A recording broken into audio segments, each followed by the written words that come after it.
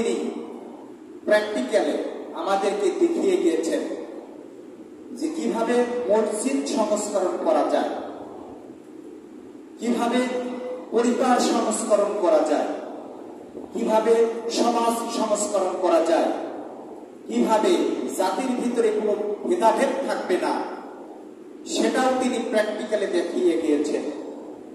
এবং কিভাবে একটা রাষ্ট্র সংস্করণ করা যায়, কিভাবে দেশ সারা পৃথিবী সংস্করণ করা যায়, বিশ্বনবী সাল্লাল্লাহু আলাইহি সাল্লাম আমাদেরকে সেটা প্র্যাকটিক্যালি দেখাই গিয়েছেন।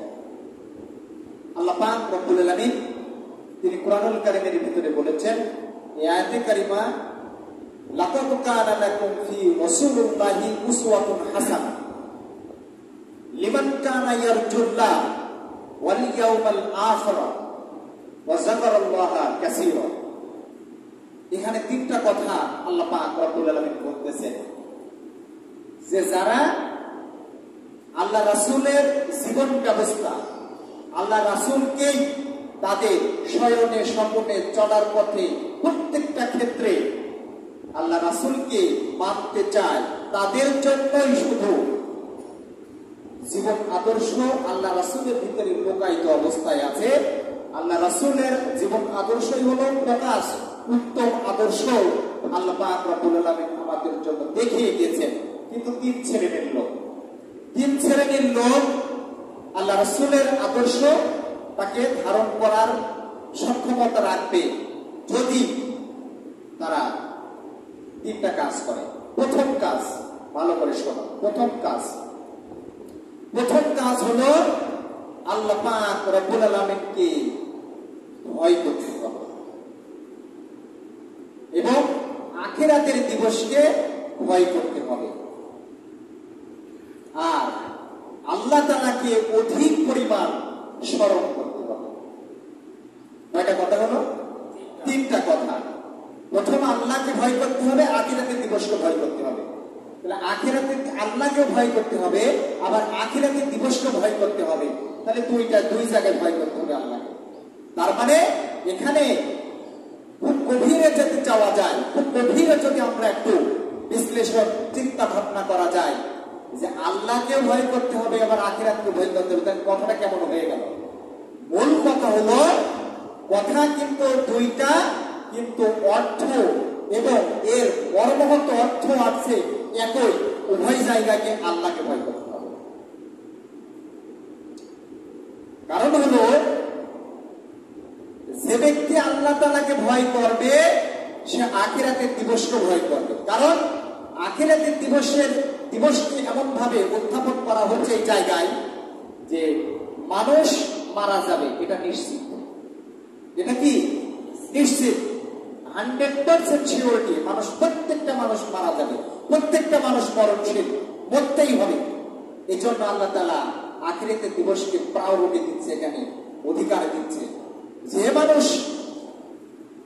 তোমরা একমাত্র আল্লাহ রাসূলের আদর্শকেই ধারণ করো। কারণ পৃথিবীতে অগণিত মানুষের নেচার আসবে, মানুষের আদর্শ আসবে। আল্লাহ রাসূলের আদর্শ যেমন পৃথিবীতে থাকবে, আল্লাহ রাসূলের আদর্শের পাশাপাশি আবার অন্যান্য মানুষের আদর্শও কিন্তু আসবে। এটা রাসূলের যুগেও ছিল, এখনো আছে, ইলা ইয়াউমাল কিয়ামাত, কিয়ামত পর্যন্ত থাকবে। এজন্য এই আয়াত আমাদের জন্য অত্যন্ত গুরুত্বপূর্ণ হয়ে দাঁড়াচ্ছে। পৃথিবীতে এখন লক্ষ্য করলে দেখা যায় অনেক আদর্শ বিরাজমান। কোন আদর্শ মানুষ বেছে নেবে এইটা মানুষ নির্ধারণ করতে পারে না।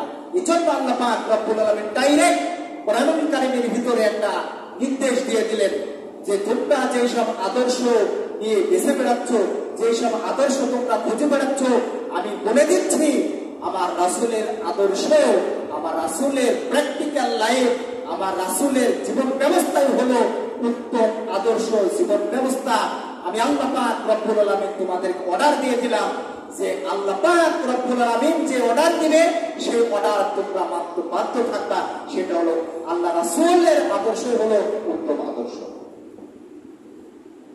যারা আল্লাহকে ভয় করবে, কিয়ামতের দিবসে যে বিচার আচার হবে মানুষ যেহেতু মরণশীল মৃত্যু হবেই, পৃথিবীতে যা করছি, চলাফেরা, ওঠা বসা, কি করছি না করছি, সুদ খাচ্ছি না ঘুষ খাচ্ছি, জেনা করছি না ব্যবচার করছি, মানুষ হত্যা করছি না রাহাজানি করছি, নিজের ইচ্ছা মতো চলাচল করছে। এই জন্য আল্লাহ পাক রব্বুল আলামিন ও বলতেছেন উত্তম আদর্শ একমাত্র রাসূলের ভিতরে। আর এখানে কিয়ামতের দিবসকে বলা হয়েছে এই কারণেই যে আমরা পৃথিবীতে যা করছি তার হিসাব নিকাশ আল্লাহ পাক রব্বুল আলামিন কিয়ামতের ময়দানে আখিরাতের দিবসে আমাদের কাছ থেকে রাখবেন। এই জন্য বলছে পৃথিবীতে বেঁচে থাকতে হলে আল্লাহকে ভয় করো, আল্লাহ রাসূলের আদর্শকে তোমরা গ্রহণ করো। আর যদি তোমরা না করো, তবে আল্লাহ রাসূলের আদর্শ যদি তোমরা না মানো, কাল কিয়ামতের ময়দানে আল্লাহ পাক রব্বুল আলামিন ওই দিবসকে ভয় করতে বলছে, সেই দিবসকে মানুষ দাঁড়াবে আর সেখানে বিচার আচার হবে, বড়াই গড়াই, সেখানে আর কোনো সভয় থাকবে না।